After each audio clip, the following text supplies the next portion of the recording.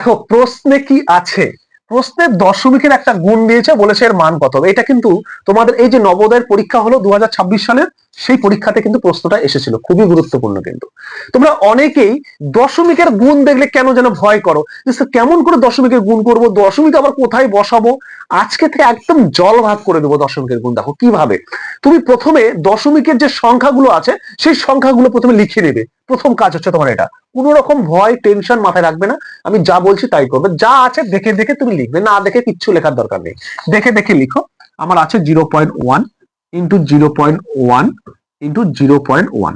তবে তোমার দশমিক গুলো এত সমস্যা যখন পড়ছে, তুমি লেখার পর কি করবে না, দশমিক গুলোকে একদম সরিয়ে দেবে, মানে হাঁটিয়ে দেবে। কিভাবে, সবসময় দেখো তুমি দশমিকটাকে এই ডান দিক থেকে গুনবে। কি গুনবে, যে তুমি গুনবে প্রথম সংখ্যাটাতে দশমিক কয় ঘর পর আছে।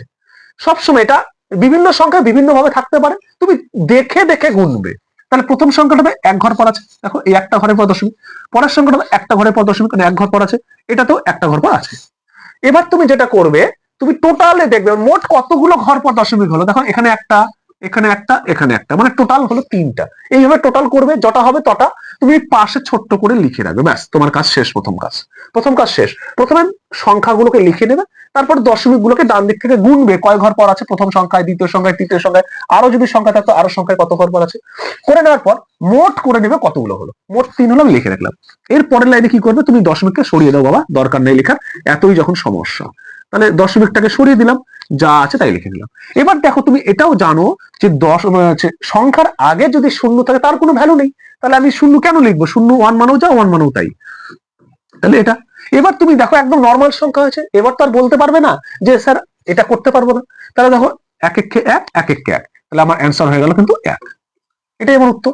কিন্তু এখানে তোমাকে একটু মনে রাখতে হবে, তুমি তোমার সুবিধার জন্য কিন্তু দশমিকগুলোকে সরিয়েছিলে, প্রশ্নের সুবিধার জন্য, নিজের সুবিধার জন্য, নিজের স্বার্থে। তাহলে উত্তর যেটা বেরিয়েছে তোমাকে কিন্তু সেখানেও দশমিক বসাতে হবে। এবার কোন দশমিকটা বসাবে, ওই যে তুমি পাশে লিখে রেখেছো তিন, থ্রি। এই থ্রি মানে হচ্ছে উত্তরে যেটা বেরোবে তার 3 ঘর পর দশমিক পড়বে। তাহলে উত্তরে বেরিয়েছে ওয়ান, তাহলে 3 ঘর পর হবে। তাহলে ওয়ান তো মানে একটা ঘর, তাহলে তোমার হচ্ছে 3টা ঘর, তাহলে 2টো ঘর শর্ট হচ্ছে। তাহলে যখনই তোমার ঘর শর্ট পড়বে, তুমি যতগুলো ঘর শর্ট হবে ততগুলো তুমি জিরো নিতে পারবে।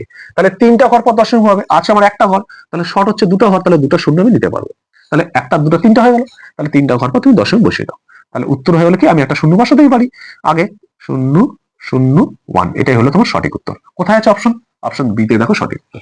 যদি তুমি বুঝে গেছো, তোমার জন্য একটা প্রশ্ন আছে, দেখো এই প্রশ্নটার সঠিক উত্তর কি হবে, প্রত্যেকে কমেন্ট করে জানাবে।